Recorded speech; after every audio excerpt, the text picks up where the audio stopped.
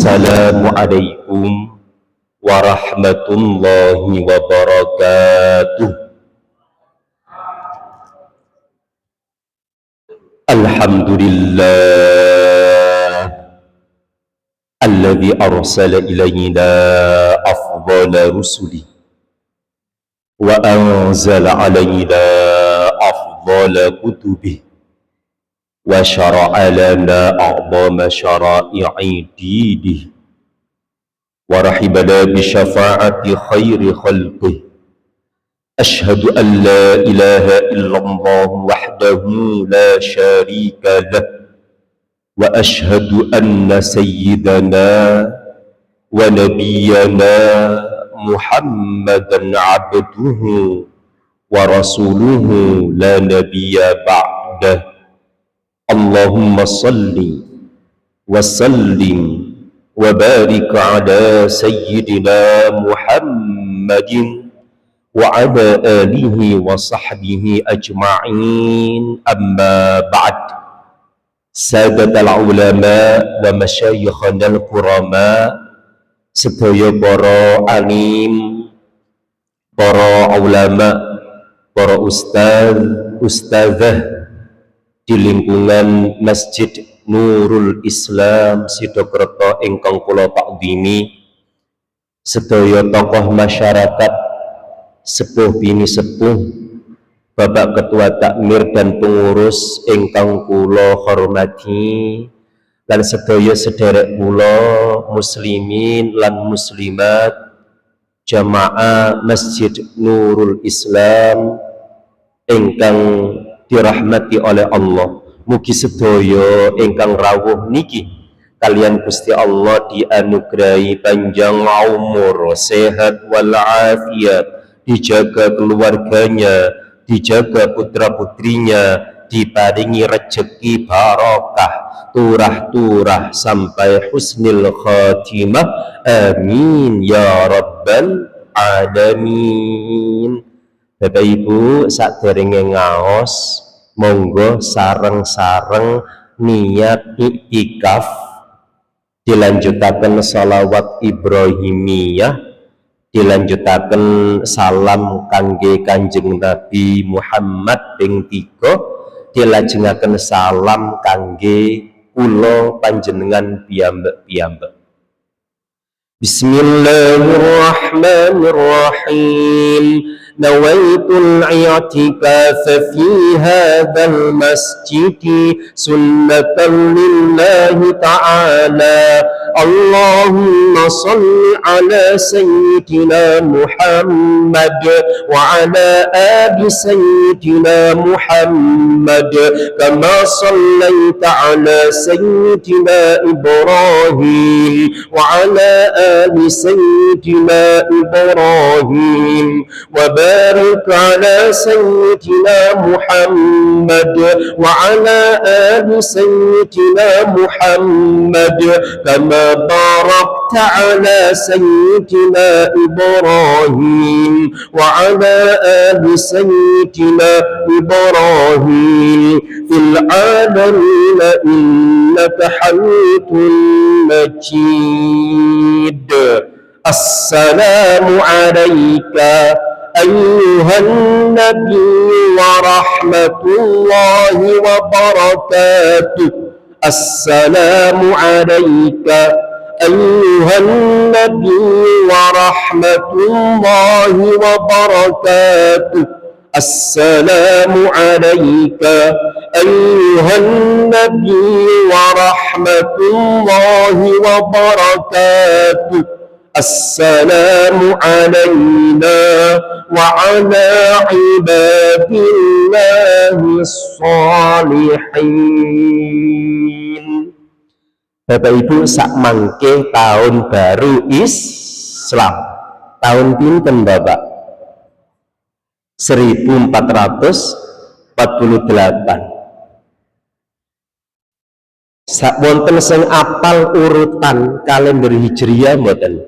Muharram, Rajab, Rabiul Awal, Rabiul Tsani, Jumadal Ula, Jumadal Akhirah, Muharram, Safar, Rabiul Awal, Rabiul Tsani, Jumadal ula, Jumadal akhirah, Rajab, Sya'ban, Ramadan, Syawal, Dzulqa'dah, Dzulhijjah.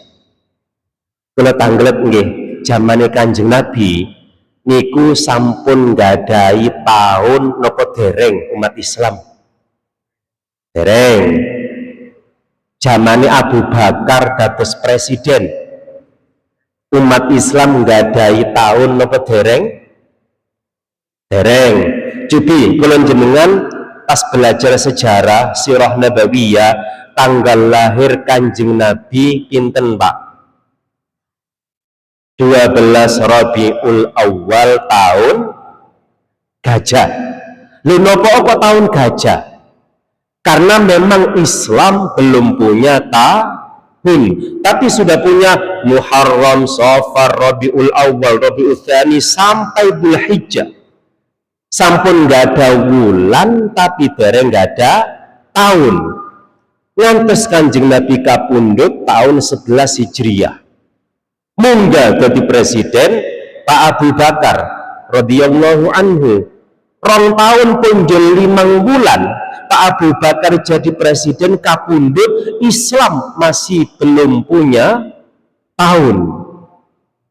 Lalu lanjut lagi, maju jadi presiden Pak Umar bin Khattab.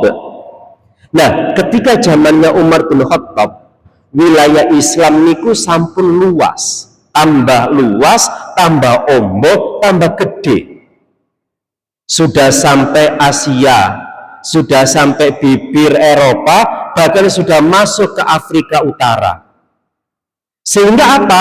Karena luasnya wilayah ini, banyak proyek-proyek yang harus disegerakan.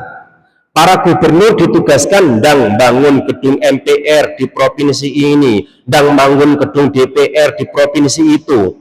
Proyek-proyek ini diperintahkan oleh presiden untuk segera dibangun oleh para gubernur. Nulis surat presiden ke seluruh gubernur untuk segera membangun infrastruktur penunjang tata usaha negara. Nah, ketika surat dilayangkan ke para gubernur, di situ tertulis contoh mawon, ono proyek bangun gedung anggota dewan harus dimulai bulan Muharram, kudu mari bulan Muharram. Ono proyek bangun jembatan dimulai bulan Safar, kudu mari bulan Rabiul Awal. Nah, semua proyek itu ada dimulai nama bulannya, tapi tidak ada tahunnya. Dan ini bingung Pak. Jadi para gubernur, iki ya apa iki ono proyek dimulai Muharram, kudu mari Muharram. Iki Muharram kapan mulaine? Marine Muharram tahun ngarep apa rong tahun maneh. Sehingga salah satu gubernur geniku sahabat Abu Musa al-Asy'ari, waktu itu beliau gubernur Kufa, sakmangkin negara Irak, mengusulkan ke Bapak Presiden di Madinah, Pak Presiden, kita harus punya tahun karena ini membingungkan kami. Semua surat dari panjenengan ada bulannya tapi tidak ada tahunnya. Ini repot iki. Iya benar juga. Lalu dilakukanlah rapat darurat, seluruh sahabat papan atas diajak meeting dengan Pak Umar bin Khattab, dan diputuskanlah bahwa Islam harus punya tahun. Islam harus punya tahun. Lalu kemudian masalahnya adalah dihitung sejak kapan? Ada yang usul ngacung, Pak Presiden usul dihitung saja dari lahirnya Kanjeng Nabi. Masuk, dicatat sama sekretaris kabinet. 1, usulan pertama dihitung dari lahirnya Kanjeng Nabi. Usul lagi, Pak Presiden, dihitung dari peristiwa Al-Isra wal Mi'raj. Catat, dihitung dari Al-Isra wal Mi'raj. Setelah semuanya urun rembuk, ada satu sahabat giniku Sayyidina Ali. Niki sampun sedaya ta sing usul, sampun ngacung Sayyidina Ali karramallahu wajha. Pak Presiden, ya Amirul Mukminin, wahai pemimpin para mukminin, Umar bin Khattab, Saya ada pandangan bagaimana jika tahun Islam dihitung sejak momentum hijrahnya Kanjeng Nabi dari Mekah menuju Madinah. Karena itu adalah titik awal umat Islam bangkit. Kanjeng Nabi dan muslimin 13 tahun nang Mekah di pelopot wong Mekah. Ojo kate bangun, kate jamaah lho gak iso. Sampai jamaah Kanjeng Nabi pindah-pindah dari gunung A pindah gunung B pindah gunung C. Lalu puncak pelopotoan membuat Kanjeng Nabi dan muslimin harus hijrah ke Madinah, dan di Madinahlah Islam mulai bangkit sampai hari ini. Maka usul Pak Presiden tahun Islam dihitung sejak hijrahnya Kanjeng Nabi. Lalu ditawarkan kepada para peserta meeting, ya apa? Sepakat lagi, sepakat ketok palu, jeder. Tahun Islam diresmikan dan dihitung sejak hijrahnya Kanjeng Nabi. Pertanyaannya Bapak Ibu, ketika tahun Islam diresmikan, lalu Umar bin Khattab ngukani sambutan peresmian, itu sudah tahun keberapa? Wonten sing semerap mboten? Ketika tahun Islam baru diresmikan, itu sudah tahun ke-17 Hijriah. Sambutan Presiden Umar bin Khattab, di antara potongan sambutannya adalah Assalamualaikum warahmatullahi wabarakatuh. Niki contoh mawon, apa-apa tadi Umar bin Khattab. Sambutannya enten, tuwiti sambutane. Hasibu anfusakum qabla an tuhasabu. Hisablah diri kalian, introspeksilah diri kalian, koreksilah diri kalian qabla an tuhasabu, sebelum nanti kalian diaudit di akhirat. Mumpung seambean, koreksi diri kalian. Wonten tok sambutan Umar bin Khattab. Nah, pertanyaannya adalah, Pak Bu, apa yang harus kita koreksi dalam diri kita? Kinten-kinten nopo? Nopo posone ketokane gak patek kuat poso. Nopo maos Qur'ane ya lumayan rodok kuat. Apa yang paling layak untuk kita koreksi, Bapak Ibu? Apa yang paling layak untuk kita koreksi? Apa bondone asete wis pira ya? Apa bojone kok sik sitok gak nambah-nambah? Napa-napa nih, Bapak Ibu, yang paling layak untuk kita koreksi dalam diri kita adalah tidak lain dan tidak bukan sebagaimana dawuh Kanjeng Nabi, awwalu ma yuhasabu bihil abdu yaumal qiyamati as-shalah. Dawuh Kanjeng Nabi, yang pertama kali dihisab kali Gusti Allah adalah sholatnya. Fa in sholahat sairu amali. Jika ada orang Sidokerto, Roke Batik delok rapote wong Sidokerto, nggih Gusti, blek. Ya apa salate? Salate sae, jamaah. Bolong, belas mboten nate. Oke, langsung budal. Lho, niki posone mboten dicek, gak usah. Zakate mboten dicek, gak usah. Sedekahane mboten dicek, gak usah. Angger tiyang salatnya dinyatakan oke, seluruh amal yang lain sama Gusti Allah dinyatakan oke. Dawuh Kanjeng Nabi, fa in sholahat sairu amali. Tetapi kebalikannya, fa'in fasadat sairu amali. Tetapi ketika dinyatakan roke pate, bacakan rapotnya. Iki sanes tiyang Sidokerto Gusti gak popo, wong biae Sidokerto hasilnya ijo kabeh ya. Wong luar Sidokerto, ya apa salate? Abang Gusti, kadang bolong Gusti. Ketika sholatnya dinyatakan buruk, ambek Gusti Allah dibredeli, zakate apa? Posone ya apa? Ambek tangga ya apa? Seneng ngrasani apa gak? Gregetno apa gak? Dikoreksi kabeh. Maka Bapak Ibu, momentum ini insya Allah kami mengajak panjenengan bersama-sama, ayo sareng-sareng belajar upgrading sholat. Ya napa sih salat kita niku mundak sae, tapi insya Allah lek tiyang Sidokerto salate insya Allah sae nggih to Pak, sae nggih. Alhamdulillah. Pun lanjut Pak.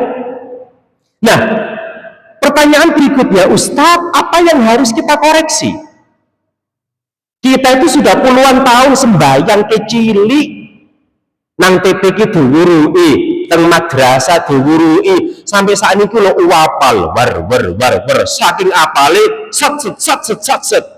Apa yang harus kita koreksi? Bapak Ibu, kalau tanglet, ketika kita sholat, bisa nggak sholat kita itu kita nilai sah napa mboten? Saged napa mboten? Sholat niku lho, saged mboten dinilai salate sah napa mboten? Saged napa mboten? Contoh, wonten tiyang sembayang muda, sah napa mboten? Mboten toh? Mboten. Berarti salat itu saged dinilai mboten sah tidaknya. Saged. Kenapa? Ada ilmunya. Ada ilmu fikih salatnya, ada syarat rukunnya, ada hal-hal yang membatalkan salat, ada kemudian syarat sahnya, syarat wajibnya. Salat itu bisa kita nilai sah atau tidak.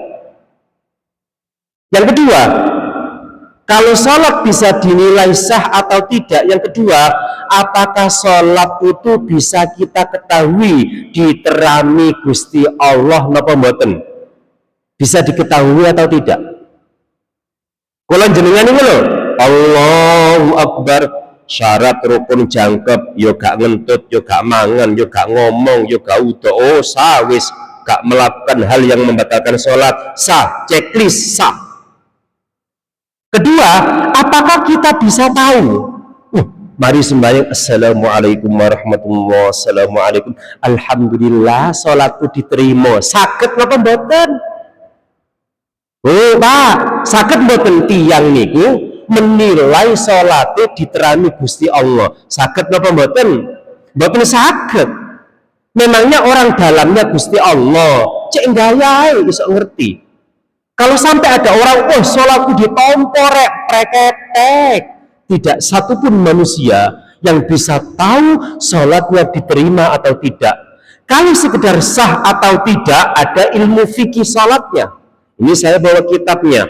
Meskipun kita ngaji tematik, saya harus pakai kitab. Saya bawa kitab dua, sing kandel ya bawa, yang tipis ya bawa, biar ngaji ini temenanan. Nah, kemudian Bapak Ibu, sholat itu kita tidak bisa tahu apakah diterima atau tidak. Tetapi kita harus husnudzon Gusti Allah insya Allah nerami sholat kula panjenengan. Terus Ustadz, apa yang harus kita koreksi? Katanya kita harus koreksi sholat kita.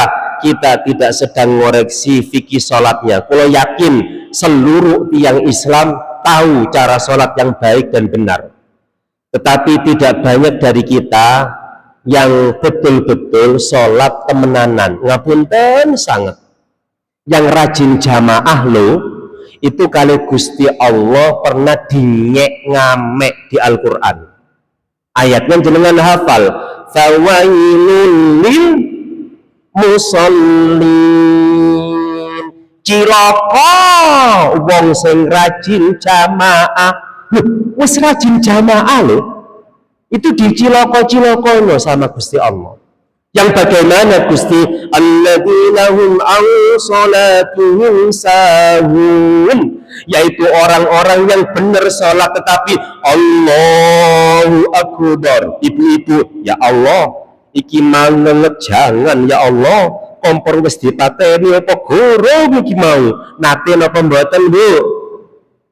Bapak-bapak diwonten, Allah, ya Allah, cicilan gurung ketutup ya Allah. Nate mboten Pak? Nate.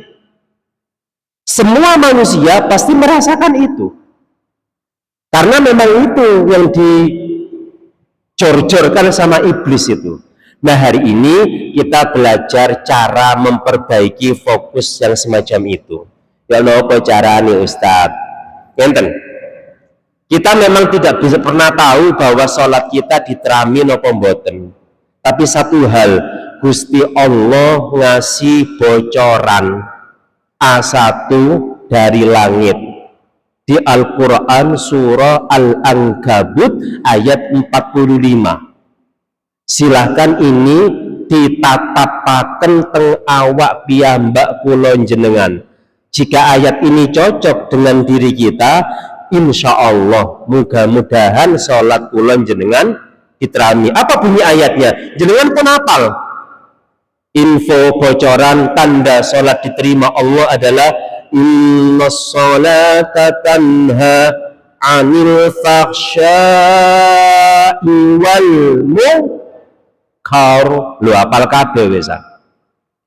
Dawe Gusti Allah, sesungguhnya sholat sejati adalah sholat yang mampu menghindarkan pelakunya dari perbuatan yang keji dan perbuatan yang mungkar.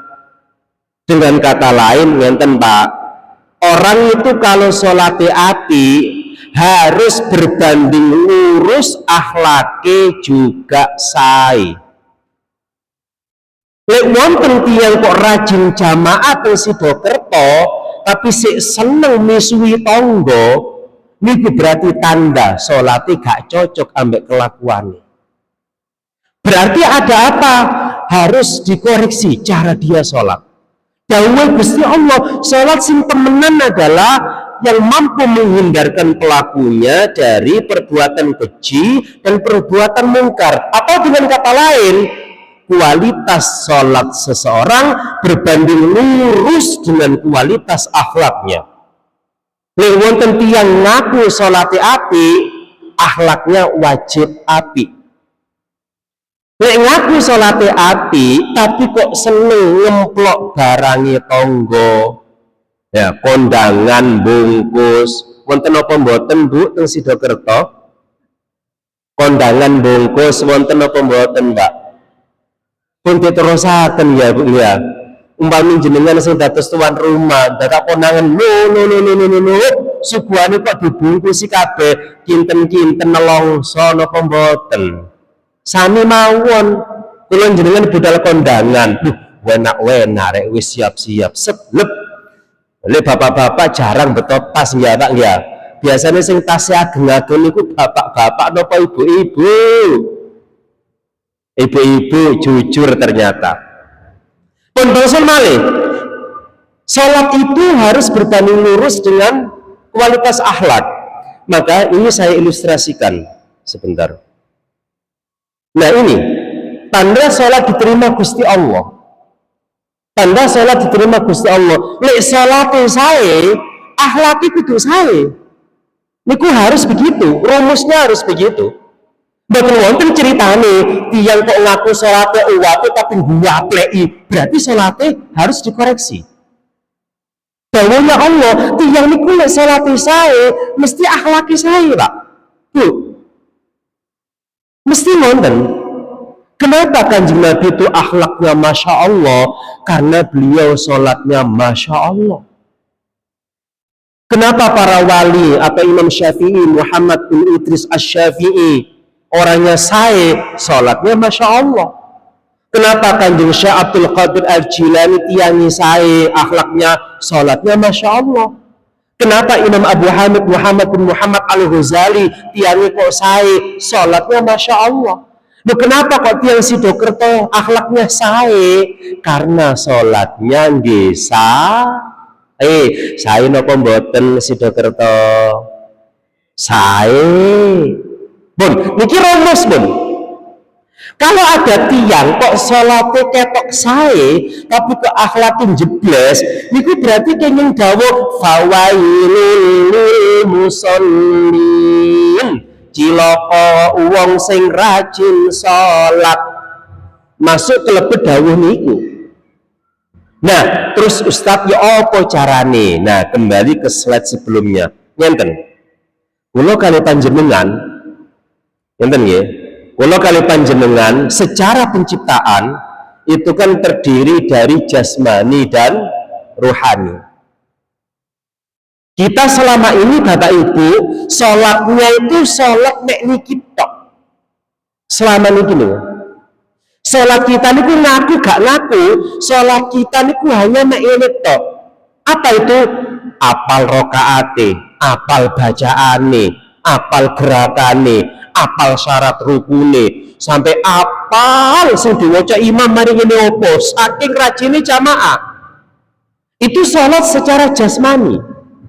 Padahal kita itu sama Gusti Allah ya disukani jasmani plus ruhani.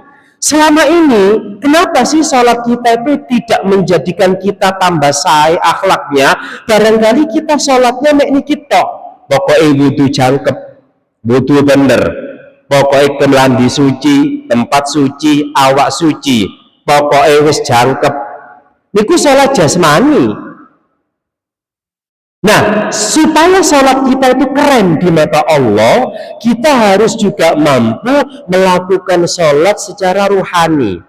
Dan jasmani ruhani harus bareng budal diajak sowan teng Gusti Allah. Harus bareng. Nah, ngenten. Terus ya nopo? Kami sampaikan satu tips dari Imam Abu Hamid Muhammad bin Muhammad Al-Ghazali rahimahullahu ta'ala. Enten sik kula tanglet ya. Pak Bu, ingkang biasa komat sinten teng masjid niki? Paring asma Bapak sinten? Bapak sinten? Bapak Jailani. Oh nggih. Contoh.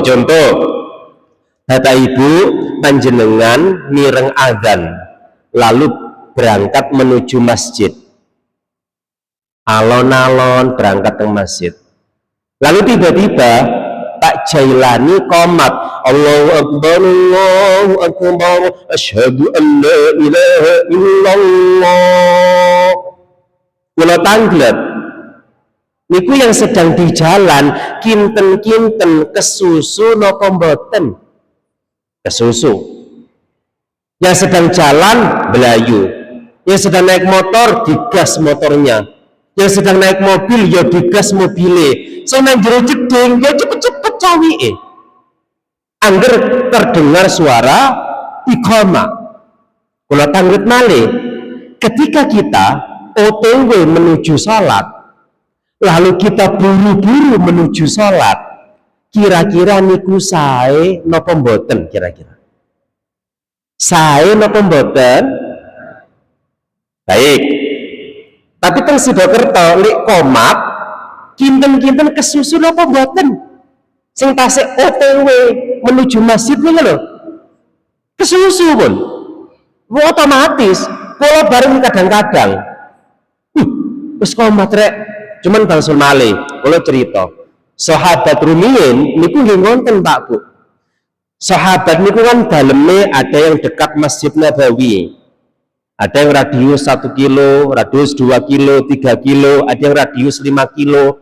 Bilal bin Rabah sing tukang adzane Kanjeng Nabi niku lek adzan masih yo mboten damel speaker, niku suarane adzan teng Sidokerto, suarane ndugi waru krungu Pak, suarane Bilal. Masih yo mboten damel speaker. Sehingga apa? Sahabat yang rumahnya waru itu kan butuh waktu. Wis adzan rek, butuh waktu menuju Sidokerto. Ini saat ini nggak ada mobil, ini saat ini nggak ada motor. Zaman dulu paling pol jaran, klatak. Sehingga butuh waktu. Nah, sahabat Bilal itu ketika Nabi sudah ngasih kode aqimis shalah, gak peduli bah si ake sing sholat sunnah bangga, komat Bilal. Setiap Kanjeng Nabi sudah ngasih kode aqimis shalah dan komat, Bilal tidak pernah ngenteni sekedap Kanjeng Nabi kasih kata sing sholat sunnah niku lho, sekedap nggih ngentosi, tidak. Sekali Nabi ngasih kode, Bilal langsung komat tanpa peduli bah akeh sing sholat sunnah napa gak. Nah, ketika baginda Rasul sudah mulai sholat Allahu Akbar, Sahabat yang rumahnya jauh dari masjid mulai datang terlambat.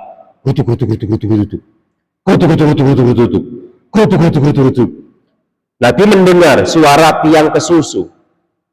Bu paling yo ono sing jelongo barang gak ngerti jenenge kesusu. Bu hati-hati bu kalau kesusu bu, keserimpet rokok, bahaya bu. Nah, Kanjeng Nabi tetap mengimami sholat. Setelah sholat selesai seperti biasa, Kanjeng Nabi itu kalau mengoreksi sholatnya sahabat itu dilakukan setelah sholat. Setelah beliau berzikir, berdoa, beliau menghadap ke makmum. Mulai dikoreksi. Sampean, contoh mawon ya, sampean sujute kurang nemplek irunge, sampean rukuke kurang lurus gegere, sampean senang buri lapo kok belayu-belayu koyok ngono. Bu Pak, jenengan mireng komat lalu lari menuju masjid. Kenapa Pak kita lari Pak? Kenapa kita kesusu? Supaya tidak ketinggalan banyak. Kan nonton alasannya, ya cek gak ketinggalan ake-ake Ustaz. Sama, sahabat juga begitu. Ketika ditanya sama Kanjeng Nabi, lapo awak memang belayu-belayu? Ya Rasulullah, supaya kami tidak ketinggalan banyak. Lalu baginda Rasul memberikan satu nasihat penting. Ini diriwayatkan oleh Abu Hurairah, ya. Jadi dari Abu Hurairah ada di kitab Bukhari nomor hadis 636, lalu kitab Sahih Muslim nomor hadis 602. Di Bukhari ada, di Muslim ada. Itu namanya muttafaqun alaih. Itu status validnya dalam studi hadis itu di bawahnya Al-Qur'an itu. Sahihnya itu. Kalau ada hadis di Bukhari ada, di Muslim ada, itu status validnya nomor wahid dalam studi hadis. Ini dari Abu Hurairah. Kanjeng Nabi dawuh ngenten. Sampeyan manglapo kok belayu-belayu? Ya Rasulullah, supaya kami tidak ketinggalan banyak-banyak. Lalu Nabi mesem sekedap, lalu dawuh, idza sami'tumul iqamata famshu ila shalah. Le awakmu krungu qomat melaku menuju salat. Wala tusri'u, ojo belayu-belayu kaya ngono. Bu, hati-hati keserimpet rokok, Bu. Bahaya. Pak, hati-hati, Pak, sarungnya melorot, Pak. Bahaya. Wala tusri'u, kata Nabi, jangan kesusu seperti itu. Alaikum bisakinatu wal waqar, kalian wajib tenang. Fama adraktum fasallu, yang kalian dapati bersamaku salat bareng aku. Wa ma fatakum fa'timmu, yang ketinggalan tinggal ditambah di akhir. Ini Bapak Ibu, kenapa Kanjeng Nabi itu melarang sahabat belayu-belayu? Wis komat, belayu. Kenapa Nabi melarang itu? Kalau tanggap, Bu, Pak, kira-kira kalau kita menuju sholat berlari kesusu, kalau tanggap malih pas takbiratul ihram, Allahu Akbar, niku anteng napa sik menggos kira-kira? Menggos. Salah belayu. Takbiratul ihram pasti Allah. Lha iku lek sampai takbir pedhot, takbiratul ihram niku tidak boleh pedhot, Pak. Harus satu ambaan Allahu Akbar. Mboten nangsal Allah. Menggos akbar lah, gak sah. Kalau takbiratul ihram saja kita menggos, insya Allah sak prenene sholat sampai salam pasti mboten eco rasane. Niku kunci pun. Man asyraqat bidayatuhu asyraqat nihayatuhu. Tiyang niku le awale sae, awal budal ibadah sae, insyaallah sak mburi wengking mantun sae. Tapi man adlamat bidayatuhu adlamat nihayatuhu. Tiang niku budal ngelampahi sae awale ae wis rada ngrundel, ya ngos-ngosan, ya kesusu, itu sak prene sampai mantun salat pasti mboten eco rasane. Niku rahasiane Kanjeng Nabi. Kenapa Nabi melarang sahabat untuk tidak kesusu? Mas ya wis komat tenang. Wala tusri'u, ojo kesusu. Ojo. Alaikum bisakinati wal waqar. Kata Nabi, harus tetap anteng. Apapun kegiatannya Pak, kalau dilampahi kesusu pasti mboten eco. Dahar kesusu, eco napa mboten? Rawan keselak. Ngunjuk kesusu, girawan keselak. Malam pertama kesusu. Rawan apa Pak? Dia tetap gak nikmat. Barang saya jika dilakukan kesusu niku boten nikmat. Salat nggih wonten. Itu kenapa rahasia Nabi kok melarang kita kesusu? Supaya apa? Ketenangan itu penting kita perhatikan ketika hendak menuju salat. Terutama ketenangan hati dan ketenangan pikiran. Maka resepnya Imam Ghazali, setiap kita budal menuju salat, hati, pikiran harus dikondisikan anteng. SPP anak-anak dekek sik Bu. Persiapan daftar ulang bulan Minjing Juli salah rumiyin. Cicilan salah rumiyin Pak. Bujur rewel salah rumiyin Pak. Itu kita taruh dulu. Lalu kemudian begitu sudah siap-siap ajine takbiratul ihram, diusahakan hati pikirannya ingat kalian Gusti Allah. Ya napa carane? Wah, ngel Ustaz, ya gak tahu ketemu Gusti Allah, barian kapan iso ketemu? Benjing terus warga ketemu.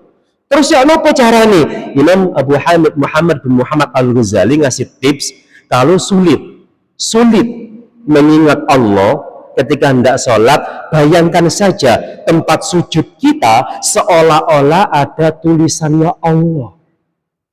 Dibayangkan saja tempat sujud kita, bayangkan saja seolah-olah ada tulisannya Allah. Lalu sudah dibayangkan ada tulisannya Allah, mulai takbiratul ihram Allah dengan tetap menjaga imajinasi seolah ada tulisan Allah.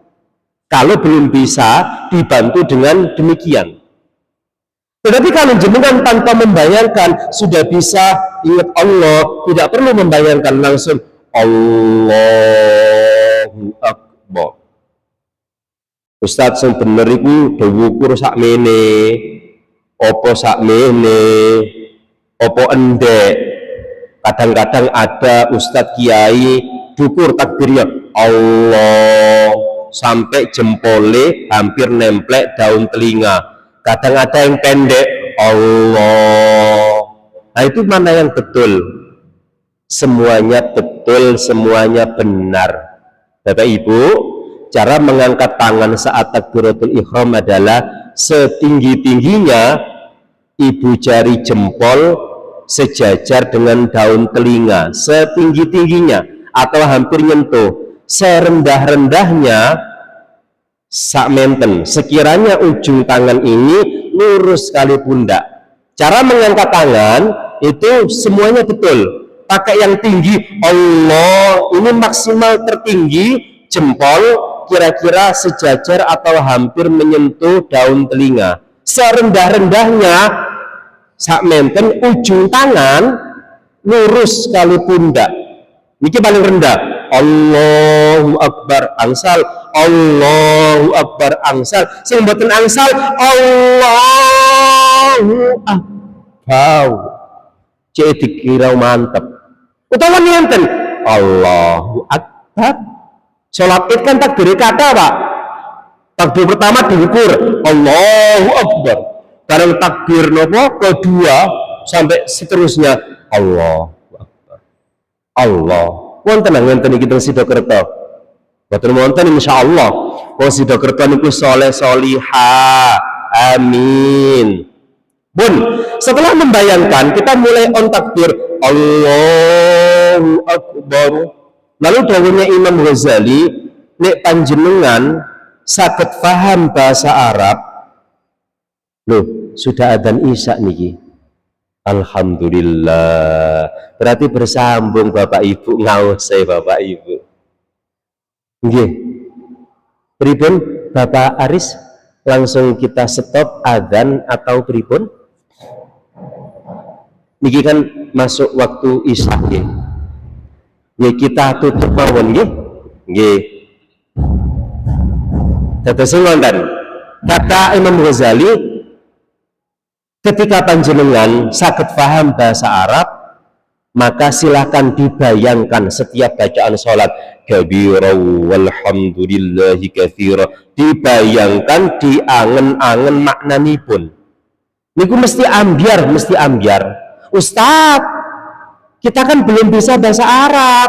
Kalau Ustadz kan dulu kuliah di Arab, ngerti bahasa Arab. Kalau kita yang nggak bahasa Arab, ya nopo? Kata Imam Ghazali, kalau jenengan dereng saged bahasa Arab, kembali ke rumus satu. Bayangkan di tempat sujud ada tulisan Allah. Itu fungsinya apa? Fungsinya untuk mengikat hati dan pikiran supaya tidak perlu kompor gorong tak pateni ngelejangan lagu cicilan. Tujuannya lafaz Allah itu adalah mengunci pikiran hati supaya tidak kesana kemari. Tapi itu bukan tujuan loh nggih, kula bangsuli malih dawuh Imam Ghazali, kalau itu sudah dilatih terus semampunya selama 40 hari, nanti silakan dirasakan. Allah berjanji di surah Al-Ankabut 69, kita lanjutkan kajiannya bulan depan, mugi-mugi manfaat. Wallahu a'lam bissawab. Al-Fatihah.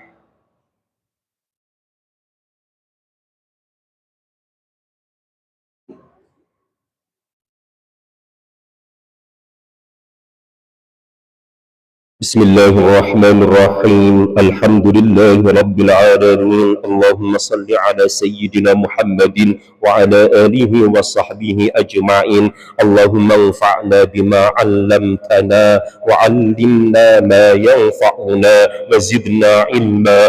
Allahumma arzuqna fahman nabiyyin wa hifdzal mursalin wa ilhamal malaikatil muqarrabin. Rabbana atina fid dunya hasanah wa fil akhirati hasanah وقنا عذاب النار وصلى الله على سيدنا محمد وسلام على المرسلين والحمد لله رب العالمين. Kita tutup dengan doa kafaratul majlis. Subhanakallahumma wa bihamdika asyhadu an la ilaha illa anta astaghfiruka wa atubu ilaik. Matur nuwun nggih atas perhatian, mohon maaf atas kesalahan. Ihdinas shiratal mustaqim. Assalamualaikum warahmatullahi wabarakatuh.